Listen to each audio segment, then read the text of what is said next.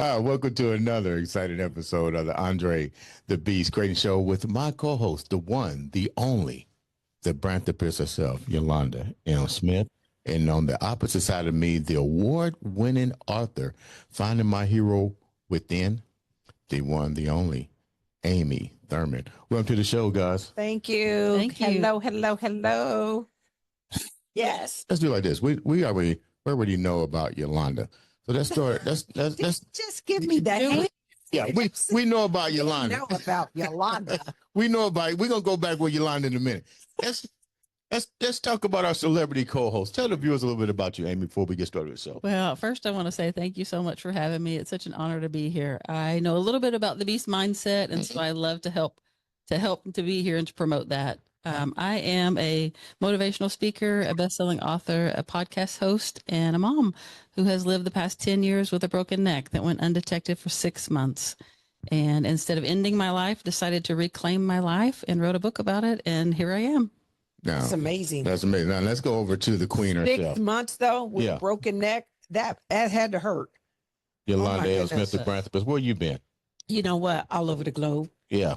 Yes. I'm gonna start Look- calling you the international Yolanda L. Smith, the Branthopist. Oh, you so sweet. All over social media. She's over in London. She's in Paris. She's in the Dominican. I mean, like, dang, what else you been doing? And the U.S. You know what? I've been working on a lot of things. Doing the corporate thing, doing the entrepreneur, helping entrepreneur, Helping entrepreneurs. Yes, to actually get and stay in business by unleashing their brand, but also building some business structure and then empowering people with access to their rights. That's a big thing right now.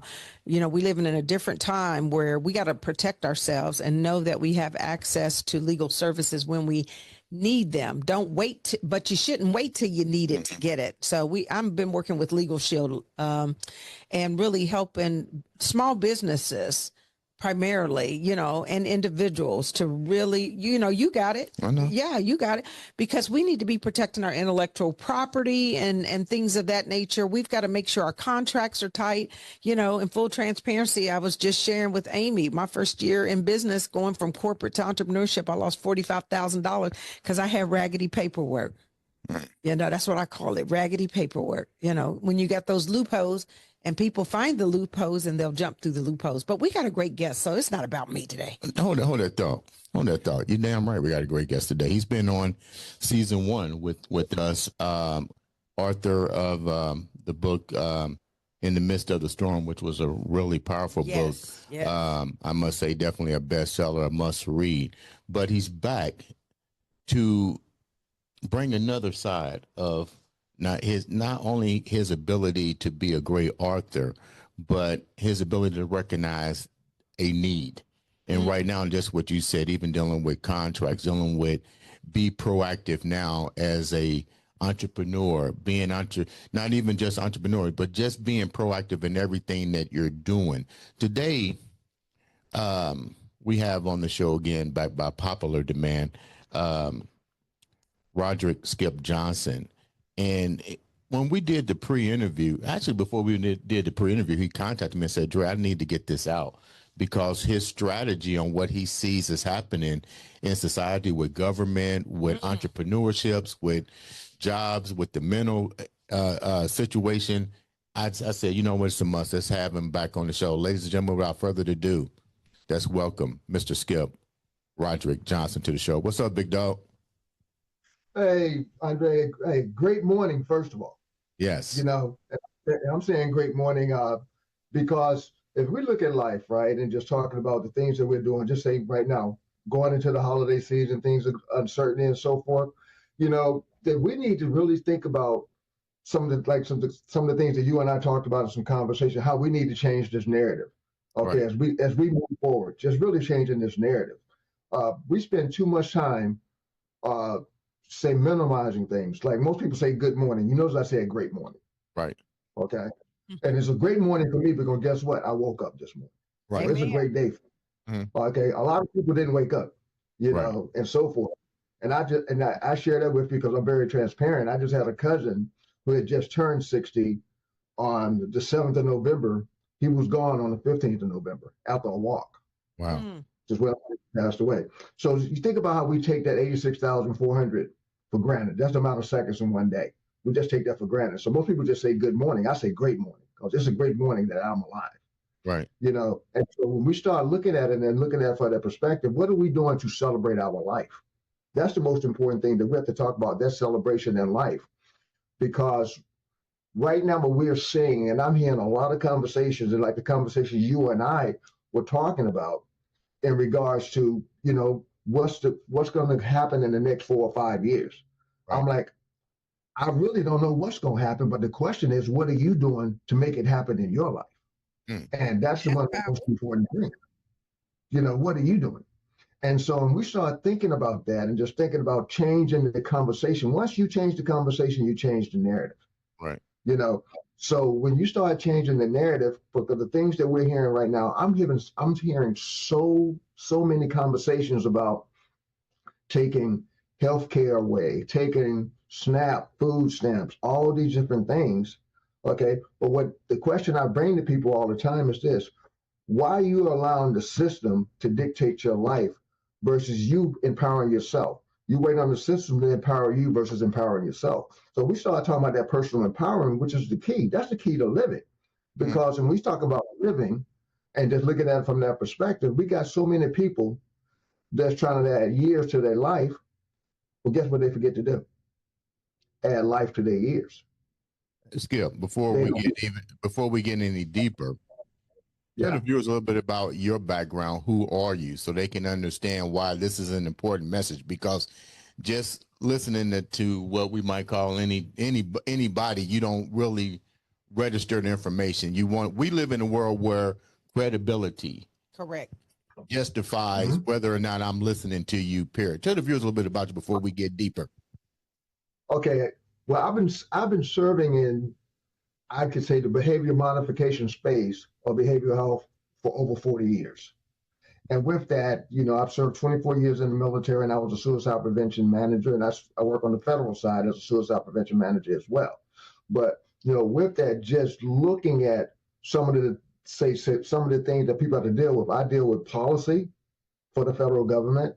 I write programs for the federal government. I do a lot of things with the communities as well, trying to empower people so they can get away from what I call myself talking about investigating suicides as people making a permanent solution to a temporary problem. So I always want to try to get people and specialize in enhancing protective factors to mitigate risk factors. And, you know, a lot of times we tend to talk about risk factors and so forth, but we don't spend a lot of time talking about protective factors.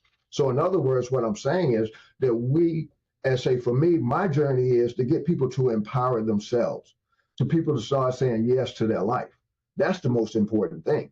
You know, we spend too much time talking about all the negative stuff, but we don't get people their flowers. Like I'm gonna give Yolanda her flowers. Yolanda, them shoes are slamming. I'm just gonna let you know that. You know, a lot of people don't give people what? Their flowers when they're alive, but they're quick to talk about people when they're gone. They can't hear you. You know what, Skip? It's so funny. I posted something about that like 2 weeks ago, and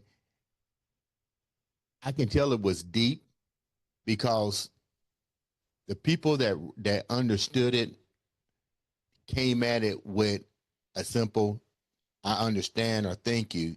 Then you had a few that came with all kind of negative. Oh, about the flowers. Yeah. Yeah. Well, why maybe you give me flowers? How come they not real, right? Yeah. Why ain't they real? Or it could mean this. Okay. Well, that's not what that thing said. It said exactly what you said, Skip. How about just appreciating the fact that somebody took the time to think about you, to say hi, give you a flower. It doesn't have to be a meaning. But let's go back to what you just said too, before you introduced yourself. You talked about two things that I'm very big on. I think it needs to change. And it all starts with policy, but let's go even deeper than this. The system has always been a crippling device for the minorities and let's just call it like this, the white people. Where at one point the system is designed to elevate the white race, it's still a crippling factor to the minority race. And this has been going on since the 1700s, and it's still going on? How do we change, which creates a mindset in the minority? It creates a set to where the system in this policy alone has us conditioned for so long that we feel we need to be on SNAP. We feel we need the housing assistance and all this. Why hasn't policy changed? The policy hasn't changed, but I'm gonna tell you what it has changed. It's buzzwords, okay? You know, like people say now, we start talking about disparities and so forth. The buzzword now is called underserved communities. You see what I'm saying? I got you. Okay, underserved communities. So with that is you're talking about access to different things and so forth versus things that are always in place, things that are there that people have pretty much become complacent with, and that is so important to understand. When we start talking about that complacency, is you start talking about SNAP and food stamps, this and that, and so forth. You know, it's kind of funny how it works. A lot of times, we talk about kids. I'm going to use kids as a vehicle. Okay, a lot of times, parents are looking to get their kids on these different SSI checks and so forth, so I can receive X amount of dollars, not understanding that you just put a glass ceiling on your child. You know, for minimal income, there's minimal money that's coming in, and so you can get to a point where I cannot make a certain amount of money because it's going to take me off, but then again, as long as I stay within these parameters, that's steady income coming in. You know, I had a lot of people having conversations, talking about just, you know, I'm not really getting into politics, this and that or whatever, but a lot of people having conversations about the stimulus check and this and that or whatever. The question I asked was, what was you doing with that stimulus check to become a better version of yourself? Wow. We were becoming Amazon. Yes. Yeah. it was more consumer. I bet you if you go look at that, and between that and those PPP loans, the people that actually use those in the way it was intended, that percentage is probably so low it would be alarming. Yeah. To wonder why did we do that? Why did we even give it if that was the way it was going to be utilized, right? Enabling people. Yes. Yeah. Well, they probably gave it out because I kind of understand what you're saying, Roderick. It's a way to later go back and say, okay, well, we tried to help them out and they did exactly what we thought they were going to do. Exactly. What happened was, you think about, we live in a capitalistic mindset, right? Society. And with that, in that capitalistic society, what we tend to be is consumers. Okay. I know people that were going out, spending $100. I have a nephew who did this. It's a true story. Now, my nephew was going out buying Gucci socks at $100 a pair because the stimulus check was coming in. And I'm like, son, I can afford Gucci socks, but I'm not wearing Gucci socks. I go straight to Walmart or whatever. It's not a big deal. Right. But we start looking at different things that's going to try to validate our existence and so forth from from a societal norm. There's a model that I teach behavioral health technicians all the time, and people that work in the field of suicide prevention. Because I actually spoke at the DoD VA conference in Portland in June, and one of the things I talked about was that how we look at individuals, how we teach technicians, and how we teach people in behavioral health is a social ecological model. And what it is, you're supposed to look at the person, then you look at the family, then you look at the peers, the community, and then society. But unfortunately, because of unconscious bias that we have, and everybody does have an unconscious bias. Don't ever think you don't. You do. And we filter things in. But when we talk to individuals, what we look at is what society dictates who they are. Then we look at the community they're in. Then we may go down to who their peers and who they hang out with. Then we look at the family, but we never look at the individual. We never get there because we've already made an assumption of who that person is. So when we start doing that and we start doing things like that, we miss the boat all the time. And you think about how many times we filter things in. When I was talking about that unconscious bias, I could say fish, and I could say fish, and somebody may say fish and grits. Depends on where you're from. Somebody may say fish and chips, and so forth. But so we always filter things in. So we hear people, but we don't listen with that. And so we put people into a box. every single time you have to be very cognitive of the boxes that you're putting people in. Very cognitive of that. What is the Because strategy? What is the strategy, Skip, that we need to focus on to get out of this situation that we're in? having meaningful conversations. First of all, it's two words that I used to always talk about. And the two words is this right here. They have the exact same letters, the exact same letters. And these two words are listen and silent. Have the exact same letters. We need to listen to people and be silent sometimes and let them tell their truth. It's not their story, it's their truth. Just being silent. Okay, and having meaningful, respectful conversations. We can agree to disagree, but have those conversations. And so now we can create a narrative that works for both of us. And so when you think about that, that's powerful, you know, because so often what I think happens is people don't listen. What they do is they try to problem solve. So as soon as you say something's going on in your life, the person is trying to tell you what you need to do or what you didn't do or what you should do versus really hearing you. And this goes back for decades, but it really was prominent after the George Floyd murder, because it was a time where you could start some conversations, but it was also saying, I just want you to hear me. I don't want you to react. I don't want you to fix me. At this point, I just want you to hear me. But that is a tough thing, because if you think about what you're talking about with the government and so forth, you're talking about something that at this point in time is systemic.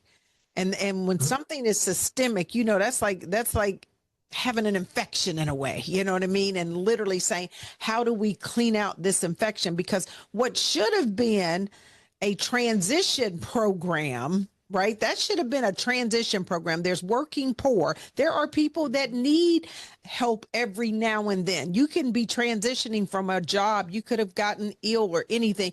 You had these services to help you for a period of time, but what was supposed to be a transition became permanent, because it appears to me in the research I've done, it helped to break up the family of a lot of minority communities. And so you couldn't even get the services unless the father was absent from the picture, couldn't be living in the household. It was destruction. I don't know what question I was asking, but boy, I like where you were going. I know. I want to put a spin on this. I totally agree. And I tell you this, okay, like I said, I've been serving the federal government for almost 40 years. And with that, we are conditioned to problem solve. Okay. And like you said, we don't listen. We hear you. Most of the time when people are talking to you, you are already trying to think of a solution because we feel like we have to give them a solution. The truth of the matter is this: most people don't care what you want about you solving the issue. They just want you to listen. And most people don't do what? Listen. Yeah. We don't listen. And so we walk around and we're talking about how we listen and how we see things. We have judgmental eyes and we have judgmental ears. We filter everything in. And so when we filter things in like that, unfortunately, we are always missing the mark. We hear you, but I'm not really listening. I hear you. Amy, you said there was something you wanted to say. I said I want to put a spin on this. Okay. Skip, you mentioned mindset earlier, and I think that plays a huge role in this. And I just want to bring attention to people like me who are out there who I live on disability. Like, I have lived with a broken neck for 10 years and I have to rest my neck every day. So I can't hold down a typical job. So I live on disability, but I use it wisely. I use it for my benefit and I don't take advantage of it. And I still am bettering myself. I heard you say, you know, that I'm advocating for myself and I'm doing what I can to better myself. And I just want to draw attention to the people out there who are like that, who are not just taking advantage of the system, but are also using it for their benefit and to help other people as well. Yeah, no, it makes sense, because one of the things we see sometimes in the minority communities is when it becomes cyclical, it becomes generational, that instead of trying to figure out the betterment, they they feel like that's the way of life. And in some cases, that's how it's supposed to be. That's because grandma was on welfare, mama was on welfare, then welfare is supposed to be what I do too. That's how we get money, because sometimes there's a lack of a word that I feel like I strongly need to use, and that's hope. Some people don't see hope for themselves. And so imagine we're asking people to change a mindset that has been ingrained in them. Those limiting beliefs are so powerful because they've seen it for generations. I mean, how do we break out of that? I mean, that is, That's disability is one thing, but when you really talk about some of the government assistance that was more designed to inhibit versus help. Right. That's what I think, that's where we're coming. That's the angle here. Yeah. Skip, I got a question to ask you. You're involved with government and policy, and I think I agree with both of you, but it goes back to, I agree with what Skip says. Only time you're going to be able to change anything is the two factors: being able to listen, being able to communicate, and more importantly, you got to start with policies. Policies is what we need, but we got a new president coming in office. Definitely things are going to change. People are in a fearful mindset right now. It's almost like the grab and run syndrome. You see everybody trying to, especially people of color, they're trying to gravitate to any. I seen a guy on TikTok with a Lamborghini car. I'm thinking to myself, he's like 20 some years old. Dude, how the hell did you get a Lamborghini car? And the thing is falling apart on him. I'm thinking to myself, what Skip said, what can that car do for you now? But he hasn't even realized the strain that car has cost him, because it's already in the shop 3 times. But he's constantly buying things to fix it. So my question to you is, Skip, with knowing that there's a fear factor already set in with government and federal policies being in place, how do we change the narrative, the mindset of individuals that still going out gravitating to materialistic things and still investing in materialistic things versus trying to understand the big picture? I'm glad you said that. I had a conversation yesterday with somebody about, we were just talking about what's, the way ahead, what might happen and so forth. And the thing is, I would ask them is, what are you doing to change your narrative? Okay, and I'm bringing it home because I was a female I was talking to, a sister I was talking to about this. And I asked a question. I said, well, how often do you get your nails done a month? She said, well, 2 to 3 times. I said, okay. I said, how often do you get your hair done a month? 2 to 3 times. I said, okay. The question I have for you is this. I see what you invested into your hands. I see what you invested on top of your head. Okay, I see that. All right. Okay, but what is that doing for you as an individual? And this is my whole point when I was trying to get, I say, instead of doing it 2 to 3 times a month, maybe do it 1 time, and so forth, and take that money that you was giving to your hairstylist and your nail tech or whatever, and why don't you invest it into Delta or American Airlines, where the shares are $12 or $15 a share? Invest it. Skip. You don't open up Pandora's box over here, Skip. Now, Skip. In water right there. You barking up a tree now. Watch what you're doing here. Depends on what you do. Depends on what you do. Okay. I get my hair done every week. Okay. But I'm out here in the public eye. And go ahead. So I see, but that enhances your intellectual property. I'm not talking about from that perspective. Okay, that goes with their territory. I got that. I understand that.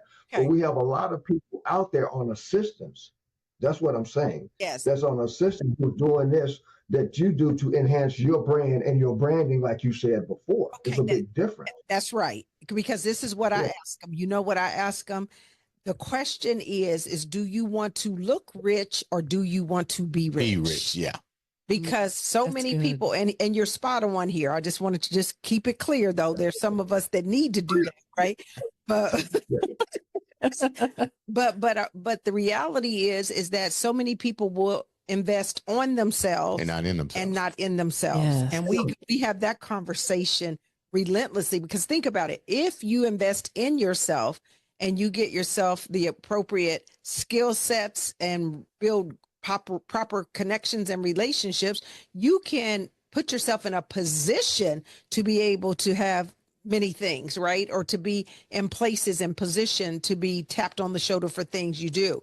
But if you're not willing to do that and you just want to look good, but yet you're not doing anything to further your professional development, I'm a true believer that literally your professional, your success rarely exceeds your professional development. Because if you're not putting anything in the bank, you don't have anything to withdraw, right? You don't have anything to withdraw. So yeah, I got you. So Skip, my question is not to cut you off Go from ahead. finishing up the one conversation, but you just focus on something.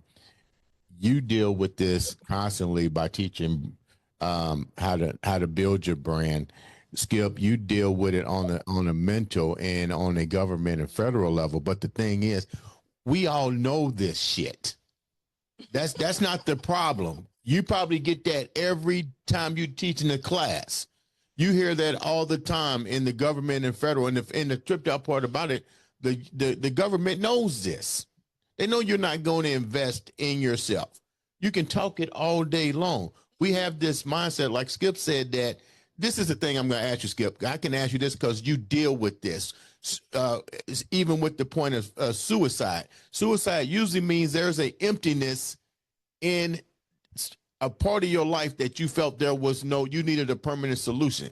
Everybody wants to invest in themselves to some degree, whether it be having a house, a car, they want something. But the question to you, Skip, is why is there such a mental block that they are too afraid to take if they make $10, they can't put $2 into themselves?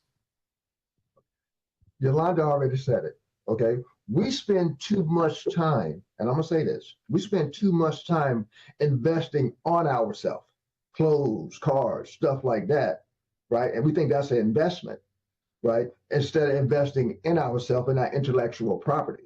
And I tell people, we start with, people spend X amount of dollars on all these clothes, this and that, or whatever. Some people have to do it for their branding. I got that. Yeah. But the ones who can't really, who need to be put in it elsewhere, I tell them, you really want to know what that shirt, purse, or whatever truly costs? Go and buy it. Go and pay that price that you're going to pay for it, and then put it in a garage sale. Let's see how much you get for it then. Okay. Yeah. That's good. That's good. Well, its value. You see how much? Yeah, that's true. No, yeah. So we sometimes we're invested in things, not understanding what it's doing is helping the rich get richer and the poor is getting poor. And you think about how money circulates. And when I talk about how money circulates, and this is so phenomenal to me. They say it circulates in the Asian community for 28 days. Circulates in the community for 28 days. So when people going to get their nails done, whatever, that money's going to stay in that community 28 days. It tends to circulate in a white community for 19 days, 26 in the Jewish community. But what is so astronomical, what's so crazy to me is in the African American community, it circulates 6 hours.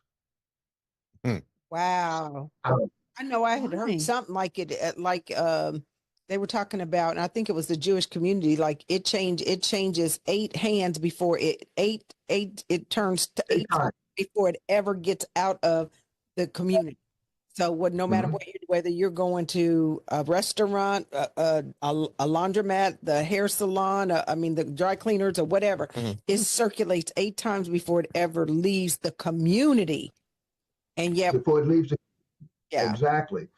Now we talk about economic power. In 2023, the Black economic power was $1.8 trillion. Trillion. You're right. I just saw that. Dr. George Fraser. Yep, I just saw that.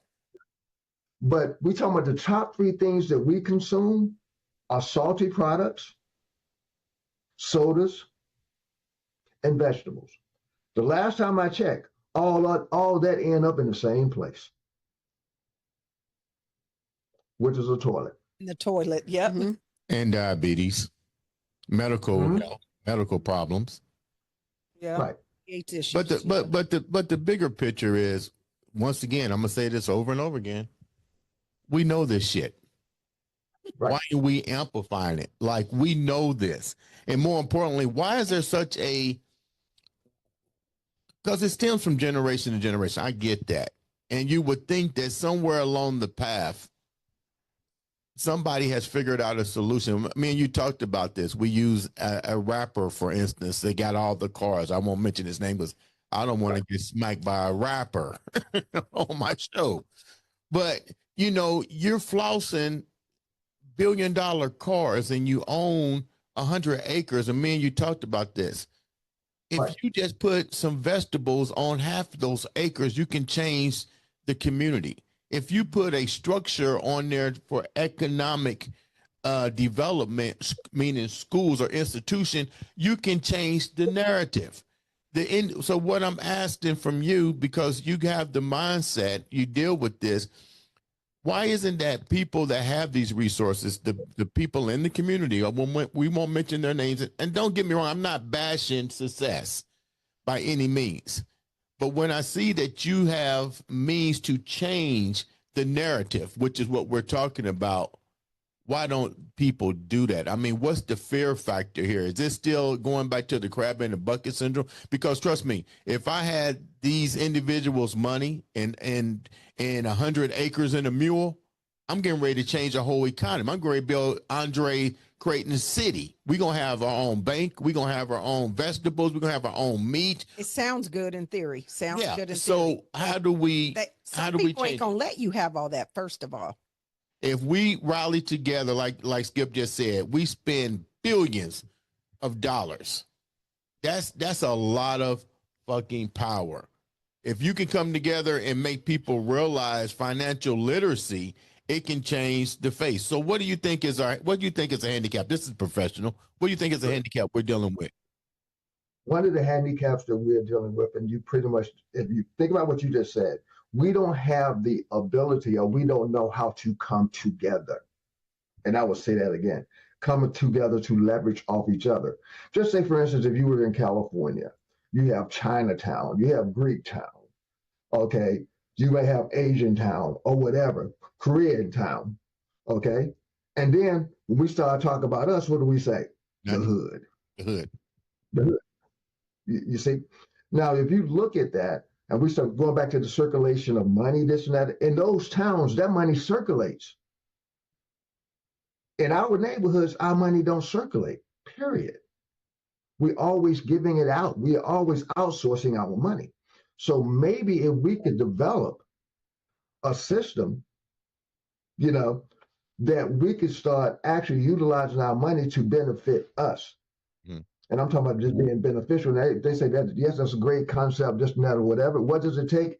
It takes for us to stop talking about it and do something about it. It takes action, in other words.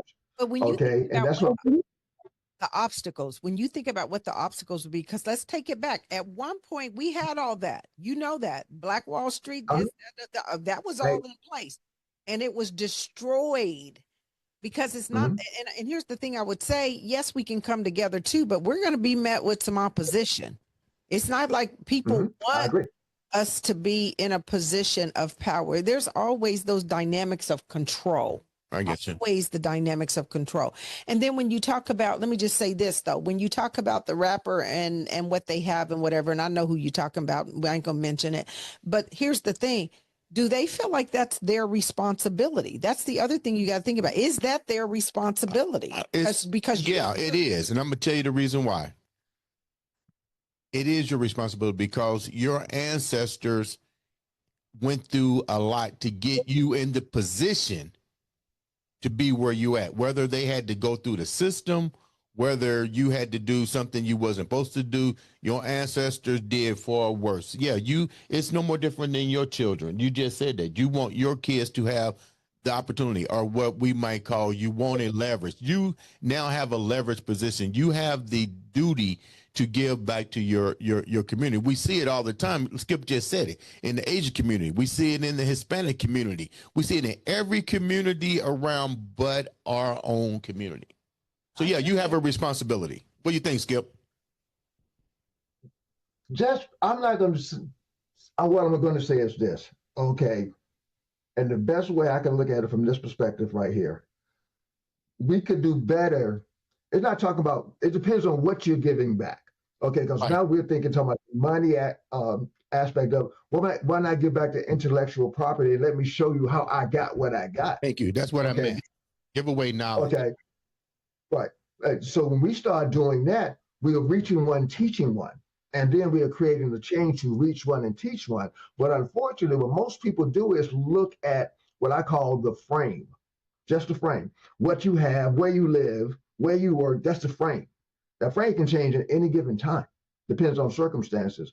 But then the question is, are you teaching people how you say to look at the picture? And when you look at the picture, I'm looking at those strokes. That's the different things I've dealt with in life. You know, how this brush went this way and it should have went another way. Are we talking about those narratives? Are we being transparent that way? We're always talking about what we have, but we're not telling people how we got it. Right. Right. You know, and we have to go away from that mindset where, you know, I don't mind being transparent. Like we have this saying that we say all the time that, you know what, instead of giving people fish, we're going to teach them how to fish. Right. The question I have for everybody is, what are you doing to teach somebody how to fish? I don't care if you're a painter. You know, if you're a painter, can I show somebody else how to paint? That's right. Okay. It doesn't matter. So you create a let system. You know, can we leverage off each other? And we don't leverage off each other. We try to keep it all to ourselves. Right. You know, look at me versus saying, you know what? Let me show you what I did. Be one. Where did they tell it? Because I was in corporate America, and I'm gonna be honest. Sometimes the biggest people that I faced were people of my color that could potentially have helped me. Instead, chose not to. You know what I mean? Not that they had an obligation to. Not that they had an obligation to, but became more opposition than not. So that makes sense. And the thing I tell people all the time is when we talk about generational wealth, we're not talking about money necessarily. I mean, money's a component of it, but it's how do you get it? How do you leverage your resources and know how to do it? See, because that's another thing we've got to teach the community is the value and the complexities of money, not just the dollar bill, but how to invest it. What does insurance look like? What does property look like? What does, there's 8 streams of income. How do you have a play in each of these streams of income? We don't teach that, right? And instead it's make your money, spend your money, and then you're supposed to save some for a rainy day, which I think is the craziest limiting belief ever. You don't save it for a rainy day. No, you invest it so you ain't got to have a rainy day. How about that? Right. But it's not just the financial piece. It is that intellectual property that if you teach them skills and show them how to be resourceful, we don't lack resources. We lack resourcefulness, right. But if we can teach them these things, they can fend for themselves and be able to survive and thrive. You know what I mean? In whatever condition, because we'll be long gone at some point. I mean, I'm not going to be here forever. They do teach that in school. There are schools where they have to teach personal finance. They have to teach them those kind of things, but the students don't understand the importance of it. Like Skip was saying, it's about a mindset thing. Not all schools. Not all schools. Not all schools. In Oklahoma, they teach that. Yeah. The school we used to have to know how to fill out a check. We knew what balance in a check, but you don't get that in school, and they don't even cursive write anymore. No, they don't. It's like they teach individuals how to be a laborer and not an entrepreneur. Absolutely. Yes. Well, that's been for years. Let me clear something up. I didn't mean to say what I said about when you said, "Do we owe something?" We do owe something. We owe the ability to share knowledge. That's what I was saying. We like the knowledge, and without the knowledge, you can't do anything. But Skip, I want to move forward before we wrap up. I want to talk about Henry. Okay. Well, 2 things I want to say. Most people say from financial literacy. Okay, what we are taught in the schools that I went to was earned income. When I got in college and to say professionally, I started learning about investment income, right? But we don't know anything about, most people don't know anything about passive income. Right. And so with that, we, most of the time, like you said, we are conditioned to be consumers. Okay. But we are buying things that has no real value. most of the time, just being that consumer and so forth. And that's what you talk about, and I can say, you can tie that into Henry's. Okay. Henry is an acronym. All right. There's two kind of Henrys I know. Okay. You have people that have high earnings with no residual yield. All they do is spend everything they got. Make a whole lot of money. It could be that top 10% in the African American community, or the top 8% making over six figures or whatever. That's the first kind of Henry. Everything I have is going out. It's not investing into myself and so forth. It's pretty much looking at that shell, in other words. And then the other Henry, which to me is the scariest Henry that I know. Okay. And what that is, they have high expectations with no residual yield. That's the people that I call my palms up people. They want you to take care of them. They want you to do this, that, or whatever, and all these different things, and not understanding that now what it does, and it's almost like high maintenance, in other words. And what it does, it can change your DNA. If you're not careful, especially in relationships. If you're in a relationship with a Henry who has high expectation with no residual yield, in other words, that you are taking care of them, but you're not getting nothing in return, 9 times out of 10, it's going to change your DNA. And that's another acronym that I use all the time. And what that D is all about is, guess what? You don't do the things that you used to do anymore because they feel a certain way about that. The N is all about, the N is all about your network. I don't interact with the people that I was interacting with before that celebrated me because they tend to have problems with those individuals.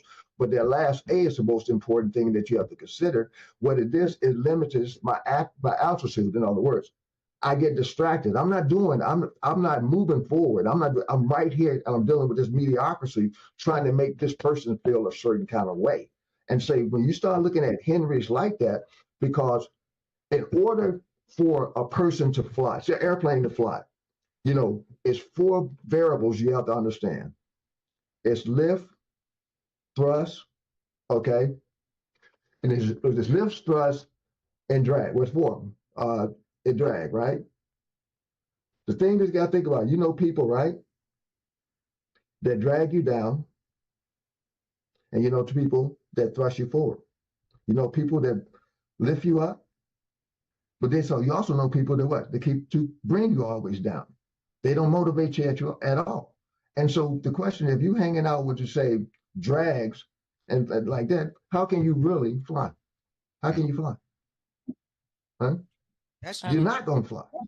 Oh, that's very good. Very good. Because there's people that, and that even goes in just in the being and the circle, right? If there are a bunch of negative people, that you got to watch what you allow in your spirit, because it's even within the words matter. I feel like that, and the frequency in which you vibrate on, all that matters. Yes. And you become the average of the 5 people you hang around most, whether you like it or not. But that's a reality, because you just said it becomes the DNA. You start taking on different traits of those people that you're around. It matters. This was good. What's the rest of the Henry? We got to the E's, we got the N, the R, and the Y. Okay, everything has a return, residual yield. When we deal with people, and see, I forgot to say weight, it's weights and drags. But when we deal with people, right, and the people that you choose to entertain, when they say iron sharpens iron, iron sharpens iron. Bottom line, But when you are dealing with people that say you can't do this, and I share this with you, when I was 6 years old, I was told, I had open heart surgery, and I was told that I shouldn't play sports. I went to college on a track scholarship. I was told when I was in the Air Force that I was too short to be on the Air Force drill team. 2 years later, I was drillsman of the year. I was told years ago that I was too tall to be a bodybuilder. And back in the day, when I'm in my 30s, I was Mr. Packath. What's my point? Just like this shirt I'm wearing right here. This shirt says I'm a DEI hire, right? And people automatically think that's negative. And what it says is, you know what? I'm dedicated. I'm educated, and I'm inspired. And on the bottom of this shirt, it says, come on now. Yeah. Love So it. what it's saying is, But it's what you believe about yourself Yes. versus what somebody that's not what tells you. nobody Exactly. do. That's a whole It's- nother it's- show. That's Don't get right. started, Yes. okay? Yeah, I can go there. Yes. It's not what people tell you, what you choose to answer to. Mm-hmm. You know, and we don't do the homework, and we stay an inch thick and a mile wide. Just like when people is now saying the buzzword, if you think about it, they're talking about I'm 10 toes down. Okay, people don't understand. They're saying, you know what? I'm loyal and committed to my beliefs, my values, and my faith. No matter what adversaries come against me, I'm staying 10 toes down. So when we start looking at that, and like I said, when somebody can come to you, and why do we always explain ourselves? Why are we always trying to get people to like us? Talking about haters. And I'll post this question all the time, and especially to my kids, this all the time. I have some very independent, successful kids. Okay. They say, why, how did they get like that? I say, you know what? Because they understand who they are. They're not looking for anyone to justify, okay, their existence, you know. And I like my son who's down at Montverde Academy down in Orlando right now. And well, he's home now. But the thing is, I tell him, he said, well, people, you know, people say, Dad, I go to this school, this and that, or whatever, yada, yada. I said, okay, that's fine. I said, son, let me explain something to you. Let me explain something about haters that you have to understand. He said, what, Dad? What is this? When have you ever met a hater that's living a life you want to live? Exactly. Never. That's right. Most of the Right. people that will tear you down, if you really look at them, they're not remotely where you're going. They're not headed on that path. They're always people that can have a comment about something, but you don't see them doing anything in their Don't life. go there because I'm going to post something about that. Don't give okay, don't give leave too that- much I information. do have one question I have to ask you because you brewed it up. Okay. And I don't mean any disrespect whatsoever, but what is your take on all these African American women feeling like they need to have this doctor in front of their name? Are you asking? We have, oh yeah, I can answer that. I can answer that. Okay. Do you see what I see? I mean, it just seems like it's been a stir. I see. Let me explain. We are still dealing with a 1974 mentality. Right. Okay. And when I if you think I'm playing, go somewhere and look at USA Jobs. Okay. And go to qualifications. Okay. Most jobs in the government now, when it comes to qualifications, says education and or experience. Okay. I know a lady right now, she's maybe 63. Okay. Said, I'm trying to finish up my PhD. I'm like, for what? What are you going to do? Are you just going to do this, X, Y, and Z, this and that, whatever? Maybe it's just your own personal goal. But sometimes what we do is that I have a friend who has a PhD and her granddaughter has to call her doctor.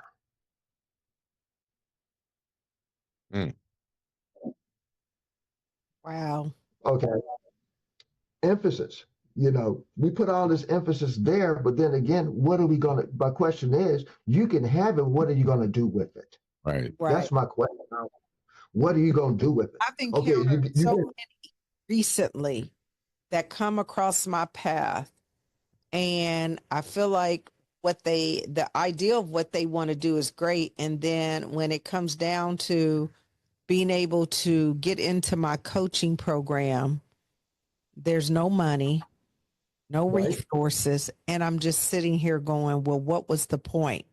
Because I can tell you this, I remember I did not get my MBA till I was 50. And you know why? Because every time I thought about getting it, I would ask the right people and they were like, you don't need it. You don't need it. Then when I found myself out of a job, for example, in 2008, everything I seen at my level was saying MBA preferred, preferred. They say preferred, but you know what they're really saying there. I mean, that can be a competitive advantage.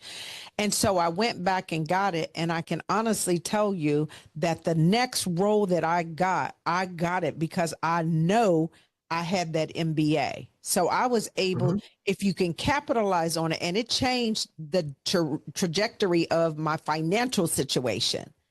But if you're just getting it to get it just because somebody can call you doctor, because what? I just feel like we need to know we are enough the way we are. I'm not going to get a PhD. That's just not my desire.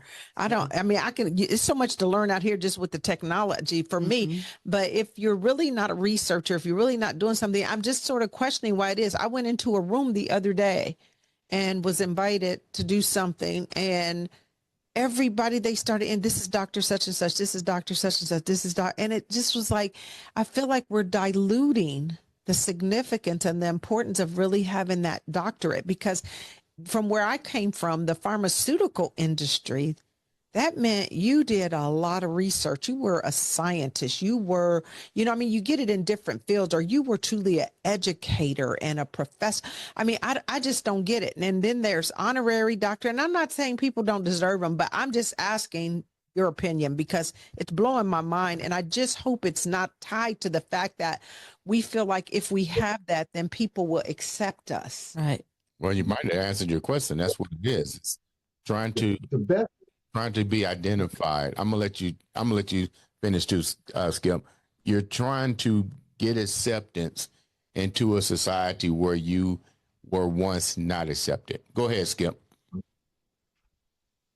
Unfortunately, when I was talking about that social ecological model and things that we are taught, and we think the higher our education, the more important we're going to, like you said, being accepted. Okay, with that, most people know me professionally as Skip Johnson. You know why it's Skip Johnson? Any idea at all? Professionally, most in my profession, all over the world know me as Skip Johnson. The reason why is cultural neutral. I've been many places where people have just only seen me on a maybe a phone call, maybe a Teams call, because we don't show our videos, this and that and so forth. And they'd be like, oh man, that's a brother. I never knew that.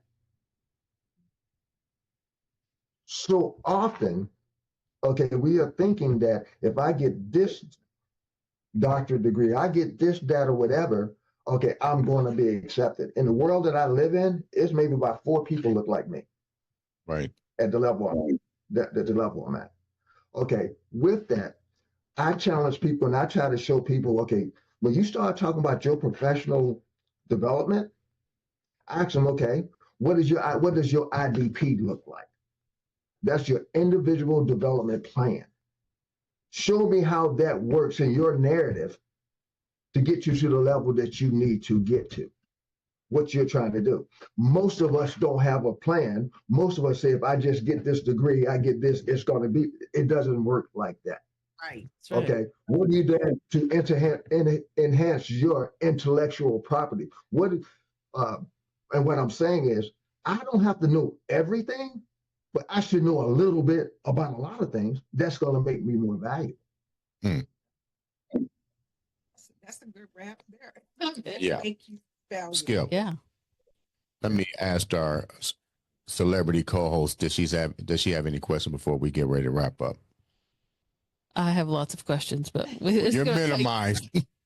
You can ask them a few. No, it's okay. It's okay. It was so great to meet you, Skip. Thanks so much for being here. Do you have a question for him before we wrap up? Skip, before we wrap up, my question is this. We provided some great information on the show today, but the end game is, what do you want people to get from this message today? The message I would like for people to get is this: stop talking about it. Stop waiting on the system of the government to give you something. What does it take for you to be innovative and create your own narrative and your own story? Once you start creating your own narrative and your own story, because we have to look at this. We have to really look at this right here. Life is no more than a do-it-yourself project, right? Life is no more than, I'm going to tell you what I mean by that. Life is no more than a do-it-yourself project. And I think I told you this story before. It's about a guy have been building houses for 30 years. Oh yeah. Building houses for 30 years. Right? This guy decided to retire. And when he decided to retire, the construction manager said, I want you to build one more house. That's all I want you to do. Build one more house. So reluctantly, this guy said, yes, I'm going to build the house. He didn't use the crew that he usually used, his ride or dies, right? He used shot and material, and he rushed the job. Once he finished building that house, he went and gave the owner the keys and said, this is the last house I'm going to build. I'm going to retire. The owner gave the keys back to him and said, thank you for 30 years of service. This house is for you. What's my point? Too many people, way too many people spend more time trying to build their own house and not taking care of their own. That was.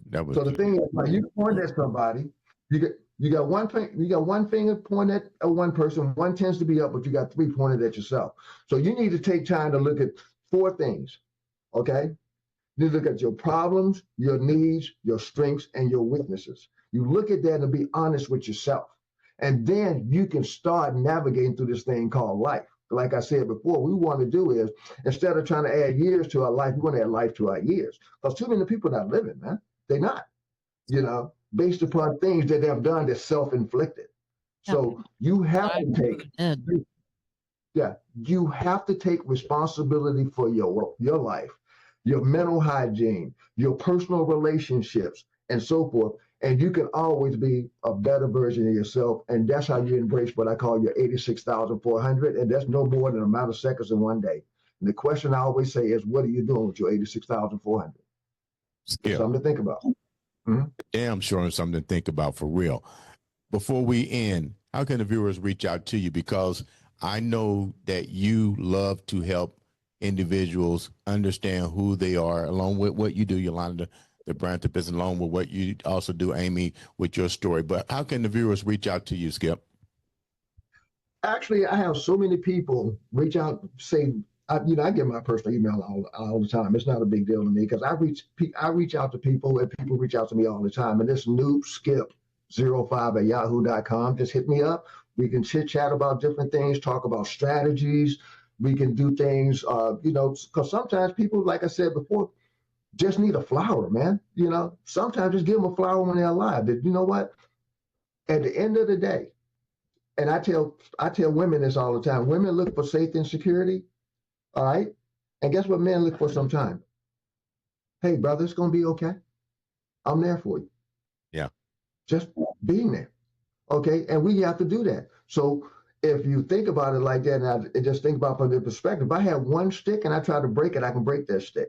But if I have about 50 sticks bound together, I ain't breaking all them sticks. It's not going to happen.